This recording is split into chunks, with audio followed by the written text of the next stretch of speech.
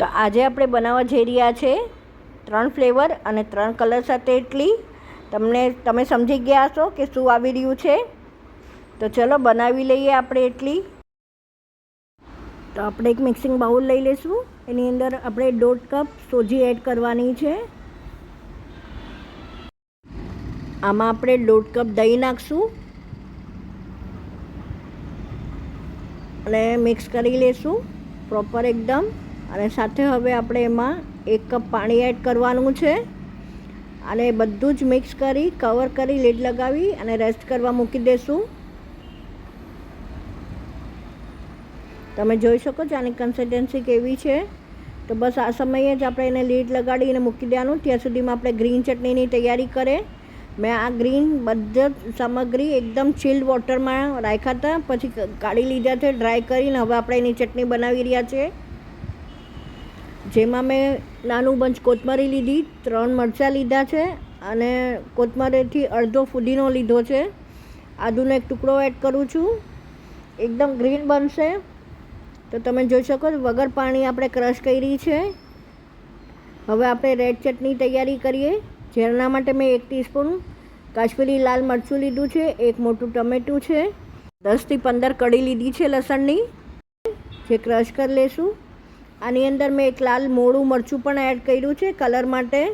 તો તમે જોઈ શકો છો ક્રશ થઈ ગયું છે. રેડ ચટણી રેડી છે. આપણે ખીરું જોઈ લઈએ. સરસ એવું થઈ ગયું છે. આમાં હવે આપણે મીઠું એડ કરી અને મિક્સ કરી લઈએ. આમાં જરૂર મુજબ આપણે પાણી એડ કરવાનું છે, હમણાં નથી કરતા. આ બધું જ મિક્સ કરી અને આપણે 3 પાર્ટમાં ડિવાઈડ કરી લઈશું. આપણે ટ્રાય કલર ઇડલી બનાવવાના છે.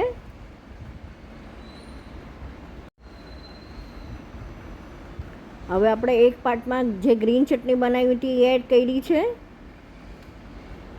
જેટલી બને એટલી આપણે આમાં એડ કરી દેવાની છે. મિક્સ કરી લઈશું એકદમ.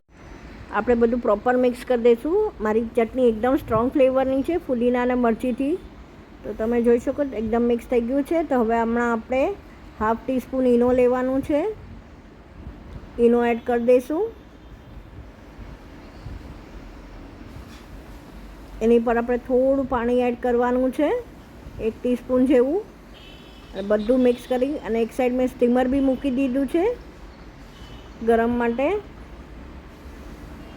હવે આપણે સ્ટીમરની ડીશ ઇડલીની છે, બેબી ઇડલીની, એ આપણે ગ્રીસ કરી લઈશું અને બધી ફિલ કરી દઈશું ખીરાથી.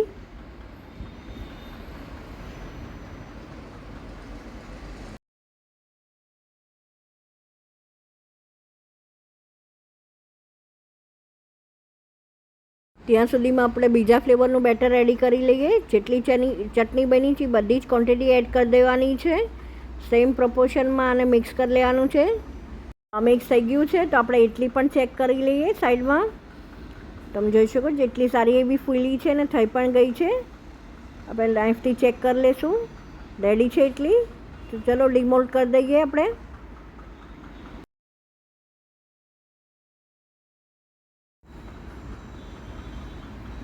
તો તમે જોઈ શકો આરામથી ડિમોલ્ડ થઈ જાય. બસ આવી રીતે બધી ઇડલી કાઢવાની છે.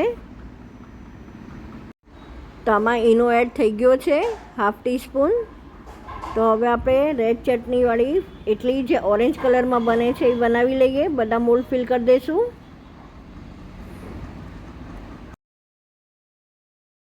હવે લીડ લગાવીને આ ઇડલીને બી થવા દઈશું. સ્ટીમ કરી લઈએ ફરીથી 15 મિનિટ. તમે જોઈ 15 મિનિટ થઈ ગઈ છે અને આપણે ઇડલી બી થઈ ગઈ છે. ચલો ચેક કરી લઈએ. સેમ ક્લીન નાઇફ નીકળે છે. ઇડલી રેડી છે.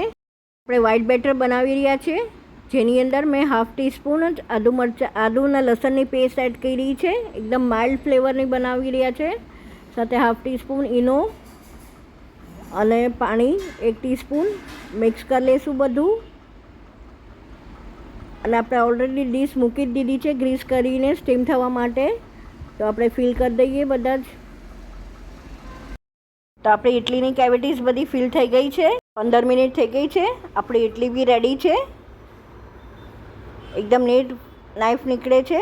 તો ચલો ડિમોલ્ડ કરી દઈએ. આપણા 3 ફ્લેવરની ઇડલી રેડી છે. તો ચલો સર્વ કરી દઈએ. તો સૌ થઈને રેડી છે. 3 કલરમાં 3 ફ્લેવરવાળી ઇડલી. આઈ વિશ તમને મારી આ રેસીપી ગમી હશે. જો ગમી હોય તો લાઇક શેર અને સબસ્ક્રાઈબ કરવા નહીં ભૂલતા. આવી જ નવીન રેસીપી સાથે આપણે ફરીથી મળતા રહીશું. Till then bye, take care.